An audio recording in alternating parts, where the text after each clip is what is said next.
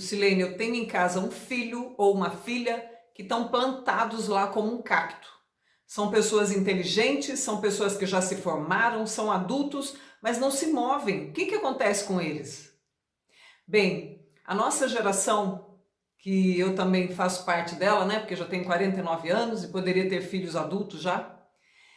Nós temos na nossa mente uma ideia muito forte de segurança. Então, se nós construirmos um futuro, os nossos filhos terão segurança. Então, eles precisam se formar, eles precisam se adaptar ao mundo, porque afinal de contas a vida é difícil, eles precisam ter segurança. E essa ideia de segurança ela foi inculcada de tal maneira nessa nova geração que muitos jovens estão nessa condição de cacto, sentadas atrás do computador, plantados, dali ninguém os tira. É como se tivesse um leão lá fora, pronto para devorá-los se eles saírem. É uma geração que tem medo da vida, porque a vida é uma constância de mudanças. Existe algo acontecendo em todo o tempo que gera esse acontecimento que é a vida. A vida não é algo estático. Então, quando eu estou me preparando para o futuro, eu preciso pensar que a vida é todo um movimento em que tudo pode acontecer enquanto eu estou indo para lá.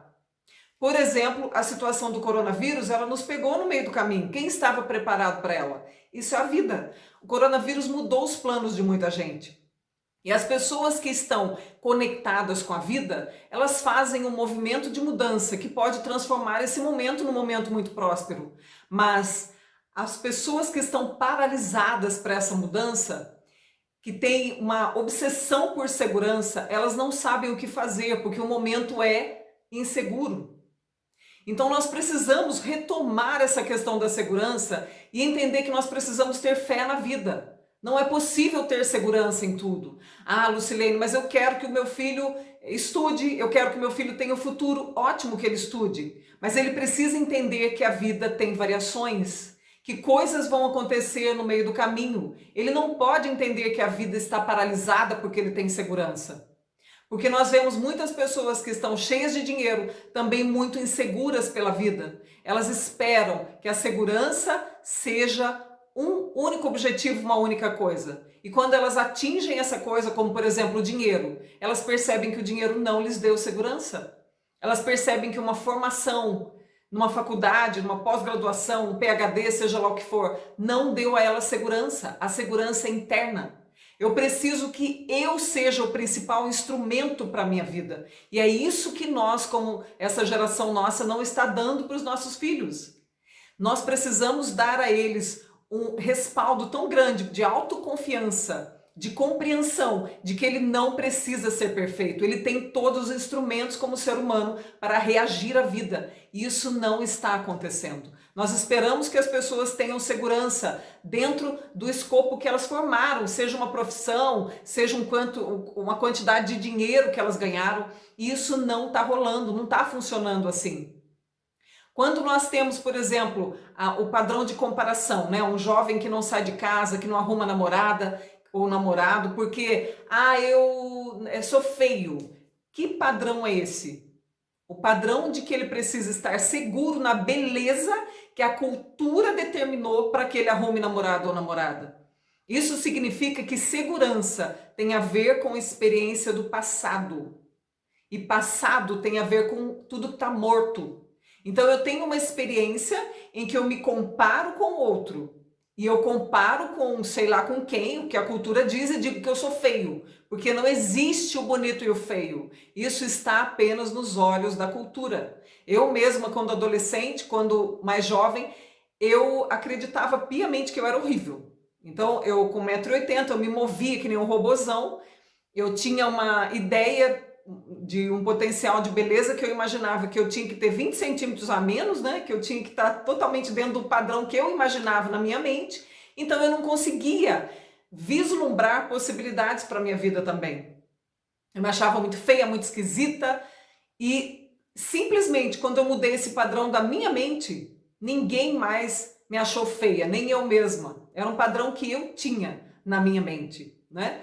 Então, isso é como nos portamos, como nos relacionamos com a vida. São padrões antigos. Eu comparei com alguém e eu tive que entender, bom, fulano é mais bonito, Beltrano é mais bonito, eu sou feio. Eu não posso arrumar uma namorada, eu não posso arrumar um namorado. Isso é um padrão do passado. Eu tive que comparar. A comparação, ela vem do passado sempre. Então eu preciso entender que a vida é um fenômeno de constante mudança. Se eu não estou antenado com essa mudança, eu vou me perder no meio do caminho. E é isso que está acontecendo com essa geração. Eles têm todos os instrumentos para estarem sendo um sucesso, mas dentro do padrão de sucesso que se espera deles, eles não conseguem se mover, estão paralisados, porque existe um padrão de comparação. E a vida, ela não pede comparação. A vida é um fenômeno de constante mutação.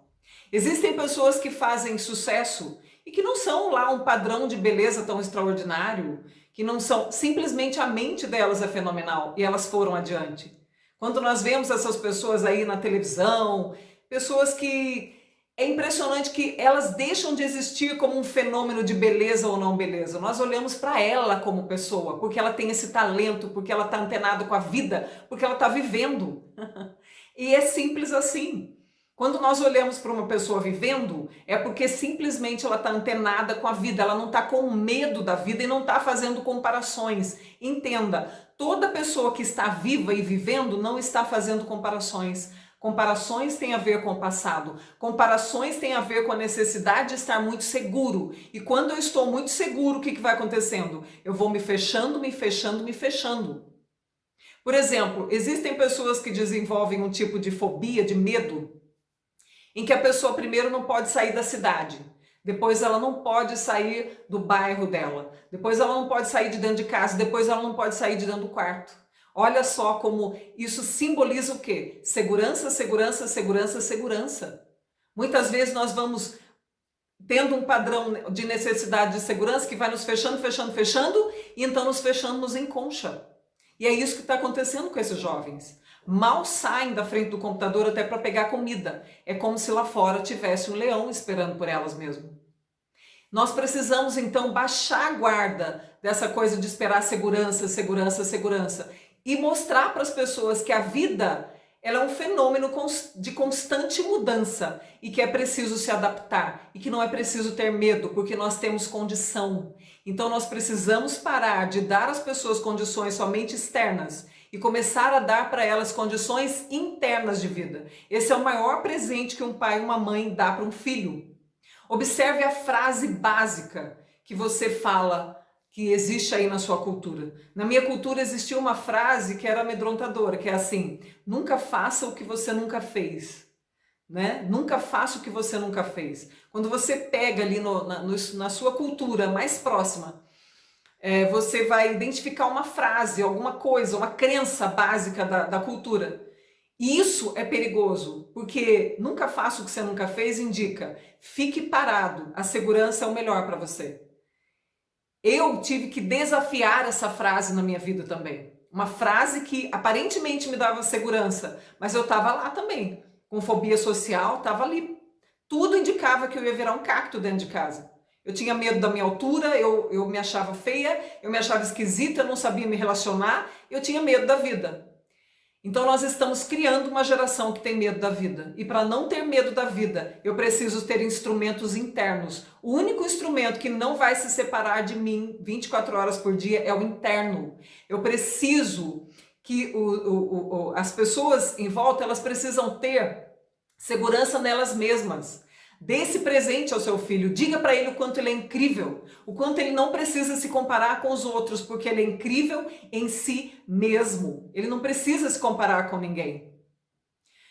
Nós temos exemplos muitas vezes de pessoas que até têm um déficit mesmo de inteligência, mas os pais dizem, não, você pode, você vai, você pode, você pode. Você sabia que até mesmo pessoas muito mais inteligentes têm mais dificuldade de enfrentar a vida? Porque são mais cobradas. Às vezes uma pessoa que tem uma inteligência mediana ou até uma inteligência abaixo da média, ela às vezes consegue enfrentar a vida muito mais e acaba se destacando até muito mais. Por quê? Porque ela foi menos cobrada. porque não deixaram ela numa zona de conforto tão grande, no sentido, a sua inteligência já fez você não precisa mais fazer nada. Essas pessoas que elas têm uma inteligência mediana ou inferior, os pais ensinam elas a lutarem com o que elas têm dentro, e muitas vezes elas fluem muito mais, porque acabam adquirindo até uma inteligência emocional muito maior. E é disso que a nossa geração precisa. Não ter medo da vida, ter uma inteligência emocional que as faça reagirem. É disso que nós precisamos nesse novo momento aí.